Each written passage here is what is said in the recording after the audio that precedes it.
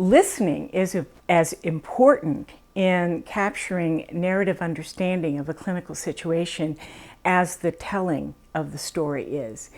The native storyteller, the one who's embedded in the situation, will often use professional jargon or what I often call covering phrases, like the patient required a lot of emotional support. I remember a nurse saying that once at Massachusetts General Hospital, and I said, well, what do you mean the father required a lot of emotional support to stay with the son during the chemotherapy? She said, oh, it was sad. The family was about to break apart. The mother was so distressed over her very successful businessman husband flying away every time the chemotherapy came up.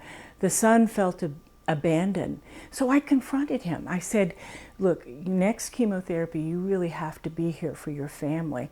And he just broke down. He says, I can't. I am scared. I don't think I can do it. She said, I'm going to coach you through this. She invited him to come early for breakfast. She told him precisely what to wear, very comfortable clothes, and then she coached him about every detail.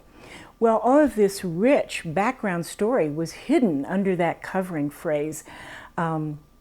It required a lot of social support.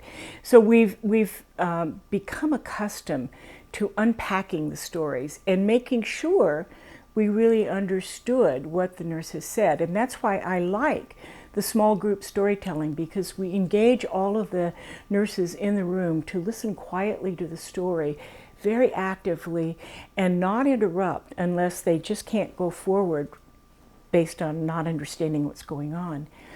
And then when they get to the end, go back and say, well, what did you mean by social support when you said you needed to offer that to the father?